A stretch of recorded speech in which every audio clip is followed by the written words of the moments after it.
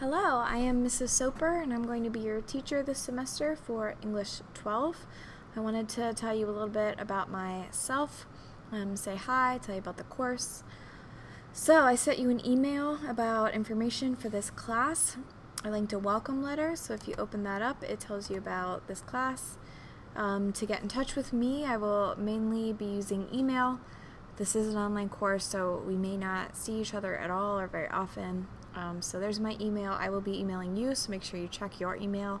I can pick up paper copies of work down in the EOL room. I'll be down there block 2. And if you want to see me other than that, just let me know. I have times that I'm available. So as you work through the course, your class is in Canvas. You'll be reading information, getting resources, and submitting assignments. So I expect you to turn everything in Canvas where it asks, unless otherwise specified. If there's an issue with the course, let me know. It's not always perfect. It has glitches. That's the nature of online. If you're having tech issues, you can let me know as well. You will write multiple essays for this course. I expect them all to be written in perfect MLA format, including in-text citations and a works cited. So, where are you, 12th grade? I have links to videos about how to research, finding credible sources, and also the academic dishonesty policy. If you do not cite your work correctly or use the correct formatting, then often your work will fall under the category of plagiarism. So every time you use an idea, a fact, exact wording that did not come from your own head, somebody else came up with it, you have to give reference to them. You have to cite them. And if you don't, then that's considered plagiarism, even if you don't do it correctly or you don't do it by accident. I will also link the MLA format template, which shows you how to write your papers in MLA format. Please do that. You're in an English class, and that is the method in which we write. When you're in science and you do labs, you write in that way, but here we use MLA format. Okay. So you'll get points for all of your assignments. If you would like to revise an assignment and resubmit, you're welcome to do that or retake a quiz. Everything will just be based on points. Your final grade for the course is your grade to date as of January 11th, the end of the course. You don't lose points for submitting late assignments in an online class, but only up to a month. That is new. So you have an assignment due August 27th. If you submit it September 28th, that's worth 0 points. Even if you do it and you give it to me, but it's more than a month late, it's still worth 0 points. Or by the end of the marking period. So at the end of marking period 1, all your grades in there will be final. When marking period 2 begins, I'm not going to go back and edit any marking period 1 grades. So make sure you stay up to date. You can submit work early and move on from there. But just be careful falling too far behind, because if you do the assignments that are currently due and previous assignments, you're doing more than twice the work. It is very challenging to keep up. It's very stressful as well, so I don't suggest that at all. You must also take your final exam in the building. So you have a lot of flexibility and autonomy. Just keep up with it, ask questions, find your own resources, seek solutions where you can. So again, respond to this email, letting me know that you received it, any comments about the course, and tell me about yourself. So I want to tell you a little bit about me. We don't always get to spend a lot of time together in this online environment. I'm from the Reading area. I went to Exeter High School. I did mostly music activities there and community service. I went to University of Delaware for college. I have a degree in English education and history. I studied abroad in London there, studied theater for a term. I have an additional degree now. I have a master's degree in instructional media, so I think it's important to always be learning and striving and working to make yourself better. Another big life event, last summer, I got married to my best friend. His name is Tom. I love being married, having a partner to share my life with. We do a lot of cool things together. We went on our honeymoon in France last summer, which was amazing. It was sort of anticlimactic this summer to not go to Europe. We can't afford to go every year. We just went camping, the beach, Pittsburgh, New York, things like that. But it was really cool to be able to go last year. So things we like to do: travel, go to California and visit family, go kayaking, hiking, camping, go to the Renaissance Fair / other festivals, dress up.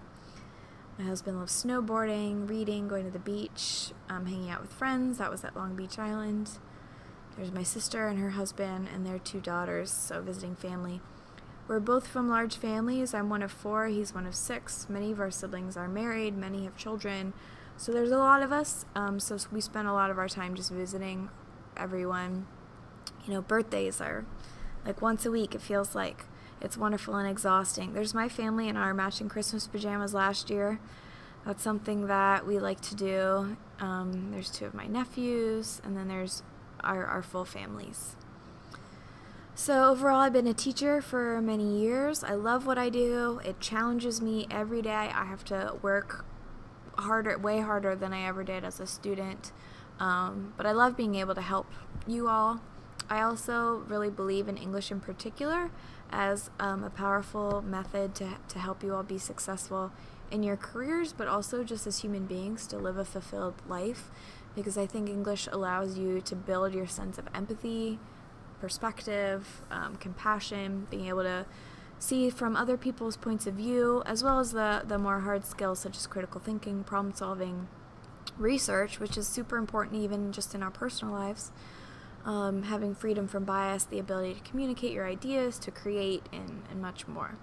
So I feel very lucky to be able to do what I do and to do it with all of you. Alright, so that was the welcome letter. What else do I have to tell you? Alright, so for your course, I have a link there to a spreadsheet of due dates. If you open it up, looks like this. I separated them by week because I'll be grading your work by week. So like week 1, you have 5 assignments due.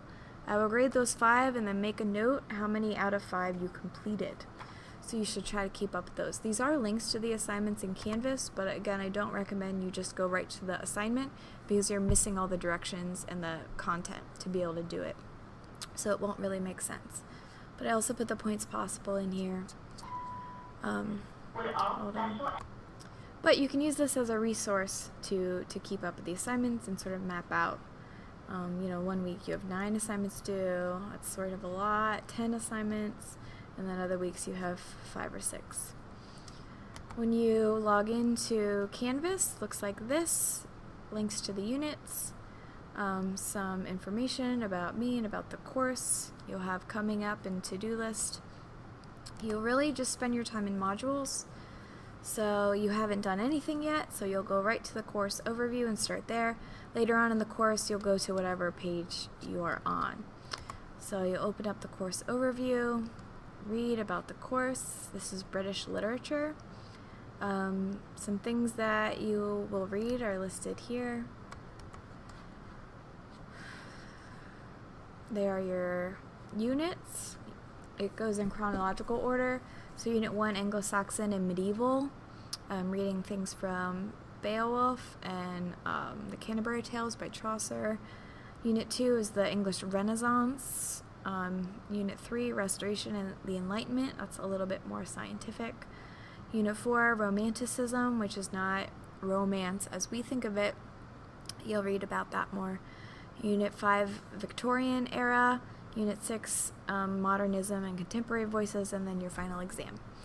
So you go in chronological order, starting from Anglo-Saxon. So it starts pretty challenging because, like, if you see some of these words, they are not words that we use today because these were written hundreds and hundreds of years ago. So keep with it. I know it's easy to be discouraged. I don't mind if you watch videos to help you understand, listen to audio versions to help you understand, ask me for resources if you need them. I have videos to help you. So at the bottom of each page, you'll just click the next arrow and you'll get to assignments. So here's your first assignment, Unit 1 Vocab Journal. You read the directions, do what it says, and submit it. So that is how this works. You can look through all the modules and assignments, but you'll work through them in order. So let me know if you have any questions or concerns, and please respond to my email telling me a little bit about yourself and your thoughts on the course. So good luck and have fun!